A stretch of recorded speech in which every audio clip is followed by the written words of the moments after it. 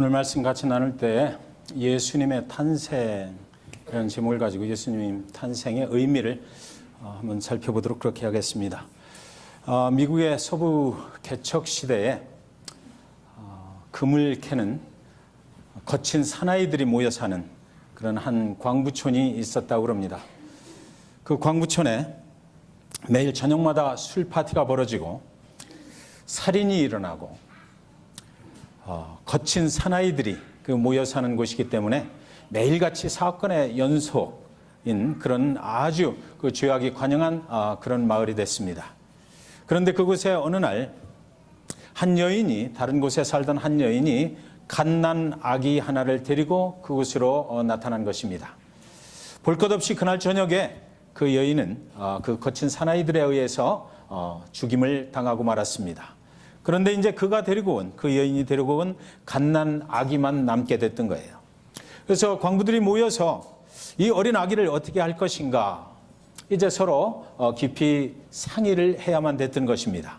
이 갓난 아기를 그 어른처럼 자기들 마음대로 할 수도 없고, 이 얼굴을 보니까 갓난 아기의 모습이 얼마나 이쁘고 얼마나 아름다운지 감히 손을 댈 수도 없는 그런 모습의 생명체.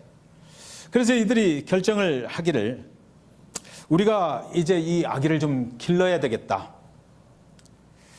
그래서 아기를 누일 침대가 필요하니까 깨끗한 나무를 자르고 잘 다듬어서 아기 침대를 만들자. 그래서 침대를 만들었어요.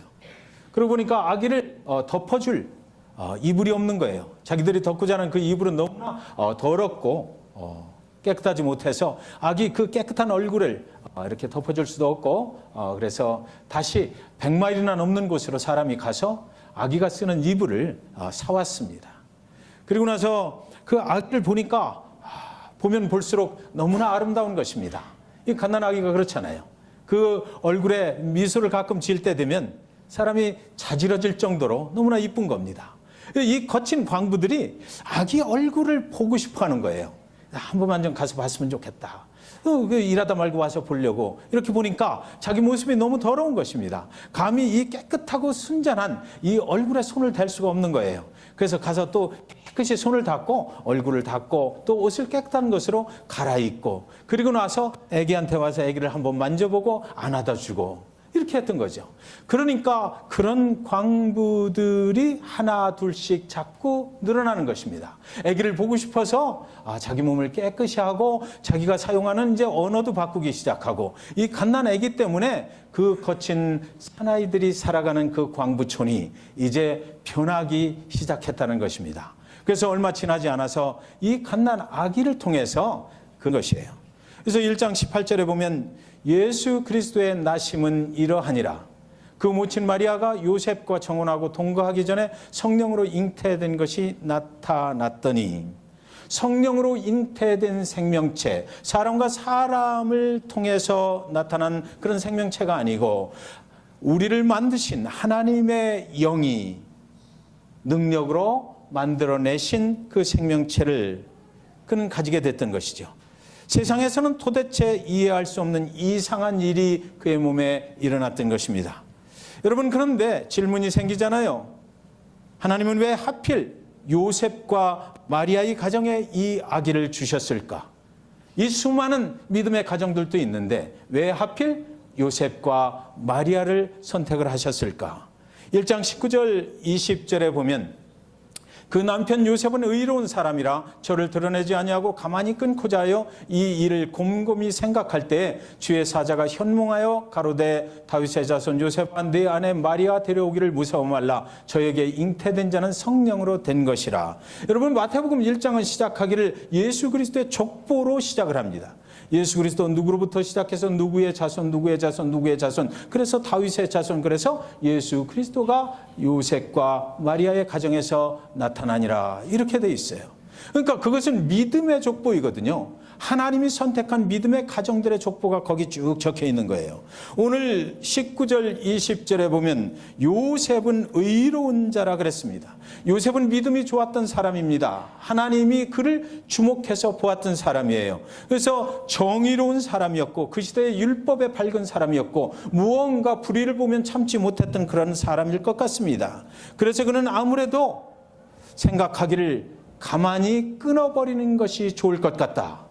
그래서 요즘 우리는 가만히 끊어버린다라는 생각을, 이 말씀을 오해하는 경우가 있는데, 그때 당시에 가만히 끊어버리고자 했다라는 것은 약혼을 한 관계를 파기시켜 버리려고 했던 것입니다. 그래서 그 정혼했던 것을 파기하는 이 이혼을 생각했던 것이죠. 세상에서 수군거리는 소리를 듣지 않아도 될 것입니다. 자신의 아내가 다른 남자와 잠을 자지 않고 아기를 가졌다는 그런 소리를 세상 사람들로부터 듣지 않아도 될 것입니다. 요셉은 세상의 기준으로 자기 아내와의 관계를, 마리아의 관계를 해결하려고 했던 것이죠. 그런데 여러분, 여기 아주 중요한 귀절이 여기 들어 있습니다. 그렇게 끊고자 할 때 내가 그것으로부터 해방될 수 있다, 이혼하고 파기하면 나는 괜찮다라고 생각할 때에 이 일을 곰곰이 생각했다라고 성경에는 기록이 되어 있어요. 여러분, 우리가 믿음 생활을 할 때 세상과 하나님의 일 사이에서 믿음이 있는 자들은 어떤 사건을 앞에 놓고 그것을 놓고 이것이 하나님의 뜻인가 아니면 세상으로 그대로 세상의 뜻에 맞춰서 살 것인가를 결정을 해야만 됩니다. 요셉이 의로운 자라, 요셉이 믿음이 있었던 자라 하는 것은 바로 여기에 나타난 것이죠. 그는 이 사건을 가지고 그냥 세상의 기준으로, 세상의 생각으로 파기하고 이혼하고 나만 해피하면 돼라고 할 수 없었다라는 것이에요. 요셉은 그때 하나님 앞에 깊이 생각해야만 했습니다. 세번역에 보면 곰곰이 생각할 때 이렇게 돼 있더라고요. 그러니까 이 사건을 놓고 나의 앞길을 어떻게 할 것인가, 어떤 것이 하나님의 뜻인가, 이것이 정말 하나님께서 성경에 이렇게 말씀하시는 대로 성령에 의해서 잉태된 것이라면 내가 받아들여야 될 텐데, 그것을 놓고 고민하고 그것을 깊이 기도하기 시작했다는 것이에요. 그때 그가 깊이 고민하며 기도하고 있을 때에 주의 사자가 현몽하여 가로되 다윗의 자손 요셉아, 네 아내 마리아 데려오기를 무서워하지 말라. 저에게 잉태된 자는 성령으로 된 것이라. 그가 기도할 때 하나님의 음성을 듣게 됐는데, 너는 두려워하지 말라. 하나님께서 하신 일이다. 너는 네 아내 마리아를 데려오라. 이렇게 됐던 것이죠. 요셉은 세상과 하나님 사이에서 곰곰이 이 문제를 놓고 기도했던 것이에요. 즉각 세상의 방법대로 이혼하자고 하지 않았던 것입니다. 믿음의 사람들은 바로 이런 거예요. 하나님의 역사가 우리 삶 속에 임하게 될 때에 우리는 세상의 방법대로, 세상의 생각대로 가야 할 것인지, 아니면 하나님, 우리 눈에 보이지 않는 것이라 할지라도 이것이 하나님이 우리에게 허락하시는 것인가, 이것을 놓고 우리는 기도해야 되는 거예요. 곰곰이 생각하고 곰곰이 정리하고, 그래서 하나님의 뜻이 내 삶 속에 이 사건을 통해서 어떤 일을 계획하고 계신가, 이것을 하나님으로부터 확증을 받고 우리의 삶의 방향을 결정을 해야 된단 말이죠. 요셉은 그래서 경건한 자였다라는 것입니다. 하나님의 뜻대로 그는 순종하게 됐던 것이에요. 여러분, 믿음은 두 가지의 내용을 포함을 하는 것입니다. 믿음은 말 그대로, 그냥 단어 그대로 얘기를 하면 믿는 것이죠. 무엇인가를 믿는 것이 믿음이에요. 하나님의 뜻을 믿는 자들은 믿는 것입니다. 하나님의 계획하심도 믿는 것입니다. 하나님의 존재하심도 믿는 거예요. 예수 그리스도의 존재하심도 믿는 거예요. 예수 그리스도가 하나님의 아들이심도 믿는 것입니다. 하나님이 하나님의 뜻을 이루시기 위해서 나를 사용하실 수 있다는 것도 믿는 것입니다. 여러분, 그러나 하나님의 뜻이 내가 믿는 대로 내 삶 속에 일어나게 하는 것과 단순하게 믿는 것은 차이가 있어요. 모든 사람들이, 모든 그리스도인들이 믿음을 가지고 있어요. 내가 믿어요.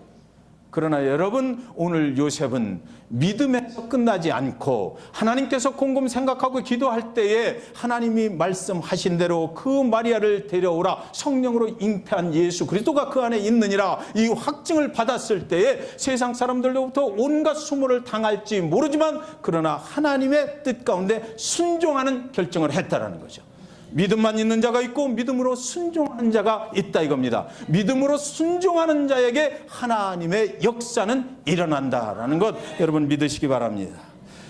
성경을 번역하는 선교사가 오지에서 성경을 그 족속의 말로 번역을 하는데 이 도대체 순종이라는 말을 어떻게 번역을 해야 되나 고민을 하고 있었어요. 그때 이웃에 살고 있는 그 부족 중에 한 사람을 보니까 아버지가 어느 날 그 아들에게 심부름을 시키는 거예요. 심부름을 시키면서 너 이거 내가 말한 대로 꼭 가서 전달을 해주고 와야 돼. 이렇게 얘기를 하는 것입니다. 그러니까 아들이 알았습니다. 그러는데 그 아들 뒷공무니에다 대고 아버지가 또 얘기를 하고 거듭 얘기를 하는데 그 말을 가만히 들어보니까 뭐라고 그러냐면 너 가다가 마음을 나누지 말라 이렇게 얘기를 하더래요. 너 가다가 마음을 바꾸지 말라는 것입니다. 마음을 나누지 말라. 내 생각대로 지금 아버지한테 들은 말을 가지고 가다가 내 생각대로 내 마음을 나누어서 생각하지 말라라는 거예요. 그래서 이 선교사가 성경 번역을 그들 족속에게 맞는 말로 순종을 갖다가 마음을 나누지 않는 것이다 이렇게 번역을 했다라고 그래요. 저와 여러분이 믿음 생활을 하실 때에 마음을 나누지 않았으면 좋겠어요. 오직 하나님, 오직 나를 살리시고 나를 구원하신 예수 그리스도 그분을 향해서 우리가 갈 때 우리 마음대로 생각하지 않는 것 이것이 순종이라는 것이지요. 요셉은 하나님의 뜻을 받아들였습니다. 1장 24절에서 25절 보시면 요셉이 잠을 깨어 일어나서 주의 사자의 분부대로 행하여 그 아내를 데려왔으나 아들을 낳기까지 동침치 아니하더니 나음의 이름을 예수라 하니라. 요셉은 믿음만 가지고 산 사람이 아니고 믿음대로 순종을 했던 것이에요. 요셉과 마리아는 믿음으로 순종함으로 해서 그 가정을 통해서 하나님의 계획하신 위대한 일을 이룰 수가 있었다는 것입니다. 그렇다면 여러분 그 위대한 일이 과연 무엇입니까? 1장 21절에 아들을 낳으리니 그 이름을 예수라 하라. 이는 그가 자기 백성을 저희 죄에서 구원할 자이심이라 하니라. 요셉과 마리아가 믿음으로 순종한 결과 모든 인류를 죄악에서 구원할 아들을 낳게 됐다는 것입니다. 그 아들은 그냥 단순한 아들이 아니고 사람이 만들어낸 아들이 아니고 하나님의 아들이신데 그 하나님의 아들은 죄 없고 흠 없는 자로서 속죄의 죄물이 될 수 있어서 하나님께서 이 땅에 보내신 그런 아들을 낳게 됐다. 온 인류를 구원할 구원자를 그 가정에서 낳게 됐다. 어떻게 해가지고 믿음으로 순종해서 그 일을 이룰 수가 있었다라는 것입니다. 속죄의 죄물이 되어서 이제 태어나자마자 십자가를 향해서 달려갈 그 아들을 그 가정에서 낳게 됐다는 것이에요. 이사야서 53장 4절 5절에 그는 실로 우리의 질고를 지고 우리의 슬픔을 당하였거늘 우리는 생각하기를 그는 징벌을 받아 하나님께 맞으며 고난을 당한다 하였노라. 그가 찔림은 우리의 허물 때문이요 그가 상함은 우리의 죄악 때문이라. 그가 징계를 받음으로 우리는 평화를 누리고 그가 채찍에 맞음으로 우리는 나음을 받았도다. 예수님은 그 가정에 태어난 그 예수는 모든 질병과 허물과 죄악으로부터 우리를 자유케 하시려 오신 것입니다. 예수를 믿으면 그래서 평화를 누리게 될 것입니다. 저와 여러분의 모든 질고와 허물과 죄악을 사하시려 오신 예수는 그런데 여러분 베들레헴 마곡간 말구유의 세상에서 가장 비천한 곳에 태어나셨어요. 요셉과 마리아는 그날 밤 차가운 공기 속에서 세상에서 외면당하고 십자가에 죽을 그 운명의 아들을 낳았던 것입니다. 그러나 예수님은 광부촌의 그 갓난 아기처럼 죄악된 세상을 밝히는 그런 아기 예수로 이 땅에 오셨던 것이에요. 여러분 그날 밤 하늘에는 이상한 별이 떴다라고 그래요. 양을 치던 목자들이 그것을 알아봤습니다. 동방의 박사들이 별을 따라 베들레헴에 찾아오는 거예요. 그렇게 예수는 조용한 베들레헴 비천한 마국간에서 태어나셨어요. 그리고 태어나자마자 이제 그의 길은 골고다 십자가를 향해서 나아가는 그런 인생을 살게 되는 것입니다. 온갖 모욕과 배신과 수치와 조롱과 수모를 다 당하셨어요. 이렇게 되기 위해서 예수는 이 땅에 오신 것입니다. 제자들의 발을 씻기시고 섬김의 본을 보여주시고 그리고 겟세마네 동산으로 이제 기도하면서 그 십자가의 무게를 걸머지기 위해서 견디기 위해서 이렇게 나가시는 것입니다. 죽음을 향해서 모든 인류를 구원할 희생의 제물이 되기 위해서 나아가실 때 제자들을 바라보시면서 한마디 아주 중요한 말씀을 하셨던 것이에요. 요한복음 13장 34절. 새 계명을 너희에게 주노니 서로 사랑하라. 내가 너희를 사랑한 것 같이 너희도 서로 사랑하라. 예수는 이 땅에 저와 여러분에게 사랑을 가르쳐 주려고 오신 것이에요. 진정한 사랑이 무엇인가를 보여주려고 그분이 먼저 보여주기 위해서 이 땅에 오셨던 것입니다. 여러분, 사랑은 화려한 곳에 있지 않습니다. 사랑은 베들레헴 마국간에 있고 사랑은 골고다 십자가에 있는 것이에요. 사랑은 오래 참는 것입니다. 사랑은 온유한 것입니다. 사랑은 시기하지 아니하는 것입니다. 사랑은 자랑하지 아니하는 것입니다. 사랑은 교만하지 아니하는 것입니다. 사랑은 무례히 행치 아니하는 것입니다. 사랑은 자기의 유익을 구하지 아니하는 것입니다. 사랑은 성내지 아니하는 것입니다. 사랑은 악한 것을 생각지 아니하는 것입니다. 사랑은 불의를 기뻐하지 아니하는 것입니다. 사랑은 진리와 함께 기뻐하는 것입니다. 사랑은 모든 것을 참는 것입니다. 사랑은 모든 것을 믿으며 모든 것을 바라며 모든 것을 견디는 것, 그것을 우리는 사랑이라고 하는 것입니다. 사랑하는 여러분, 거친 광부들의 그 마을에 태어난 그 갓난 아기가 그 마을에 사랑을 알게 해주었던 것이에요. 사랑은 이런 것이다. 우리 안에 예수 그리스도의 사랑이 들어오면, 아기 예수의 사랑이 들어오면 우리는 골고다의 십자가의 그 사랑의 희생의 예수 그리스도를 생각할 수가 있는 것이죠. 베들레헴 마국간에 오신 예수, 그분은 사랑을 가지고 오셨어요. 이 땅의 죄악 가운데 멸망의 길로 갈 수밖에 없는 저와 여러분을 위해서 그분은 진정한 사랑은 이런 것이다라고, 사랑으로 우리는 구원을 얻는 것이라고, 그분이 우리를 대신해서 죽어주셨기 때문에 우리는 오늘도 이렇게 하나님을 예배할 수 있게 되는 것, 그분의 사랑이 없이는 이것은 불가능한 것입니다. 십자가의 사랑을 기억하며 감사하는 것, 그것이 바로 성탄의 아기 예수의 탄생의 의미인 것이에요. 앞으로도 영원히 주님이 나를 사랑하신 그 사랑으로 살겠다고 다시 한번 다짐하는 것이 성탄의 의미인 것입니다. 여러분의 가정에서 서로 사랑하십시오. 여러분의 교회에서 서로 사랑하십시오. 여러분이 만나시는 모든 사람들을 예수 그리스도 그 사랑으로 사랑하십시오.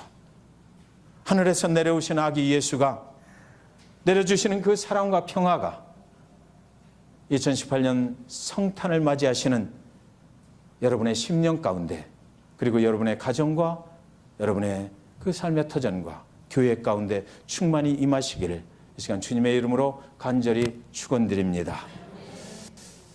잠깐 기도하시죠.